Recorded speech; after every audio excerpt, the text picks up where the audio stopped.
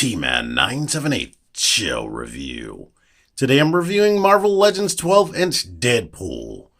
Here's the packaging. That's usually not upside down, but I flipped it that way. Here's this product shot. Here's this product shot of him sitting on his product shots. And here's this one. Deadpool is a repaint retool of Spider-Man. Notable changes are the boots. He doesn't have toe articulation like Spider-Man, and he doesn't have awesome ankle pivot like Spider-Man. They gave him this ankle pivot like Star Wars The Black Series ankle pivot, where it mostly just swivels instead of actually pivoting.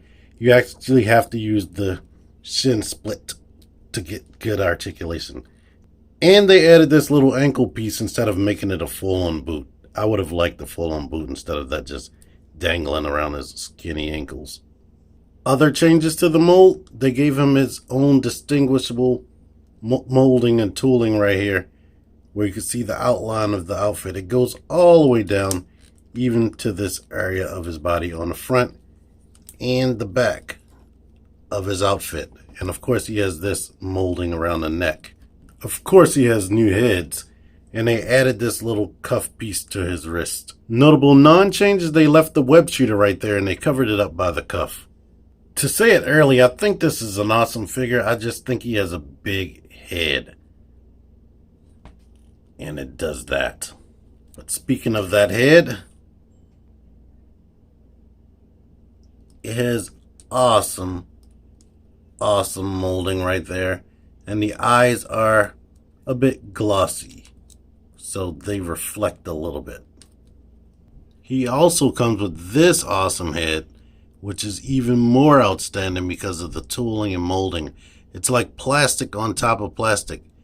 Maybe because they just changed his body so minimally, they were able to give him so many good accessories, and this is a definite nice touch right there. Like seeing the fabric, or the fake fabric, overlap his skin is really amazing. And all the details right there.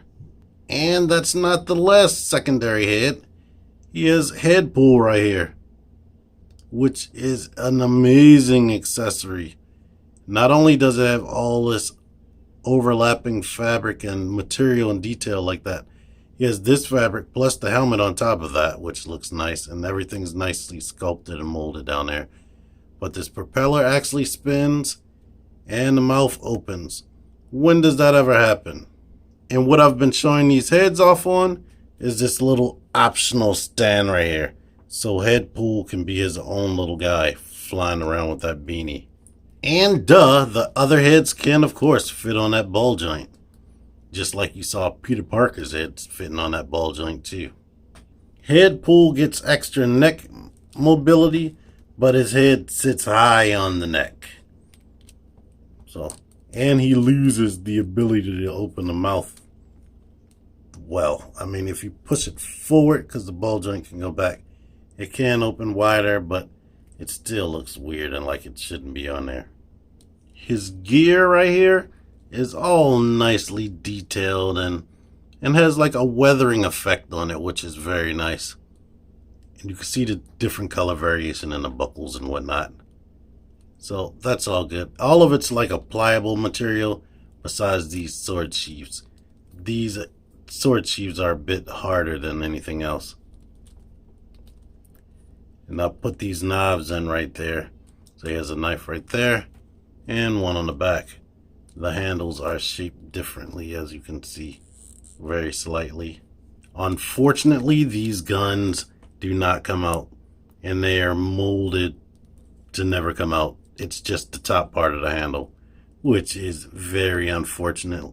Why they did that for him and they didn't do that for the smaller figure, I guess they had to be cheap as far as parts counts, because he does come with a lot of accessories still.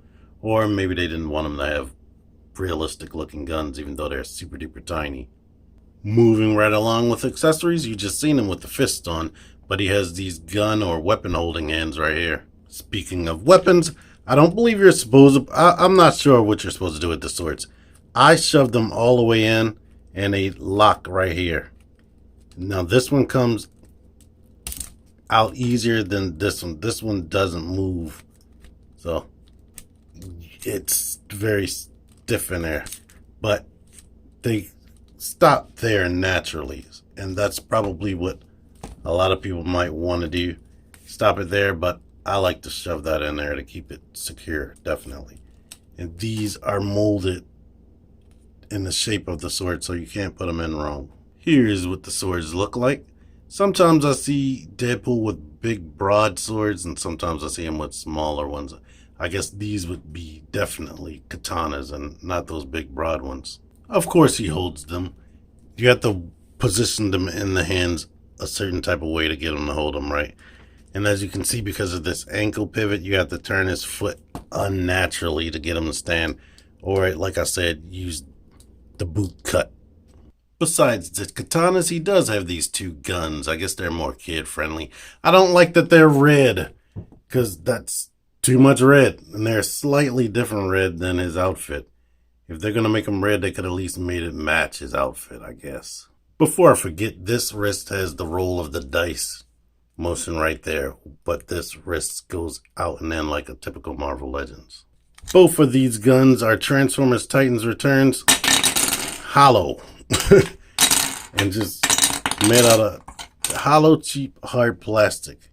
But let's let you see the guns. Of course, there's that Deadpool spray painted on there. And on the handle right here, it actually says Deadpools with a little face right there. Then we have this gun. I mean, both guns are very, very detailed. And right there, it says Bang Bang with exclamation points and another face.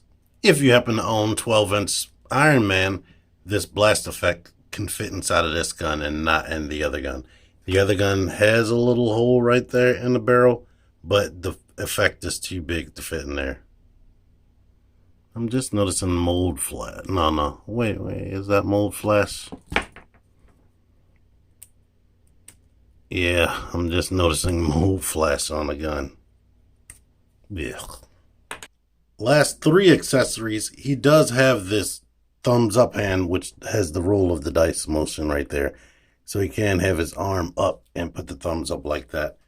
And he has this hand for holding his burrito, or I don't think it's a chimichanga. Is it a chimichanga? But this is definitely nicely sculpted right there and painted. Looks like real full, wrapped over and whatnot. And that fits into his hand. And it's good to have the unmasked or half masked face, so it can look like he's actually able to enjoy it. Yay!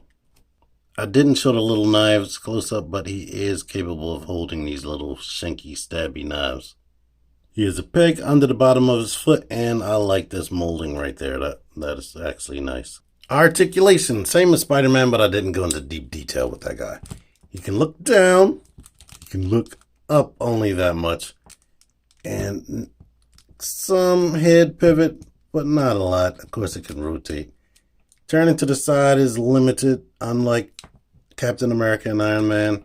He still has the butterfly joints, which is a little bit loose, to be honest. Shoulder goes out that much, bicep swivel, double jointed elbows that can get way over 90. I showed off the wrist.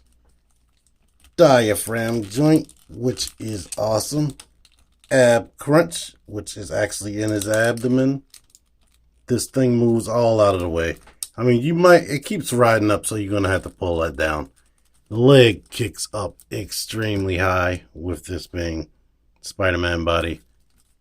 Hips go out further than Spider-Man, amazingly. Swivel. Double jointed knees. Boot cut, and I showed off the ankle articulation already. End of the day, Deadpool is cool. If you were to find him on clearance and bought him for somebody who wasn't really wanting him, they'd be happy because it is a fun toy. The joints are a little bit gummy. Getting him to stand up like this took a little bit of time to do. Yeah, see, there you go right there. Because the joints are way more gummy than Spider-Man. And the ankle pivot is freaking frustrating. Main gripes, the head being too big. And I don't like that cuff being like all red. They should have made it black to break up the sea of red right there. It just makes it look cheap. Maybe that's not comic book accurate, but it makes it look cheap to me. So I would have changed that from the comic if it was me. But it's still a great figure. It comes with a lot of accessories. And depending on how you pose them, the head doesn't necessarily look as big. Or maybe it just looks big to me. You let me know in the comments. Anyway, if you like this video, give me a like. Give me a share. Comment like I already asked you to. Subscribe. Hit the notification bell. Until next time, T-Man978 out of here. Thank you for watching.